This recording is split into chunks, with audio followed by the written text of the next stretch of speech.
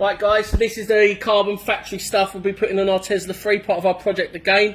Reason why we've chose carbon factory, I mean there's a lot of carbon factory or carbon fibre effect stuff and things like that, but carbon factory itself, if you look at the quality of it itself, this is why we like this. It is real good. They obviously use original Tesla moulding parts and then mould over it. And the actual quality of it itself is not that cheap stuff where you just hit it straight away and it breaks. Itself here, you can see these are the side skirts that are going on it as well. The quality of it there is so hard to see on a video and selling it on the internet, but this is why we're putting it on our own demo ourselves so people can actually see it and appreciate it. But to give you a rundown on what we're about to upload onto the car itself is the side skirts, the front splitter goes all the way round.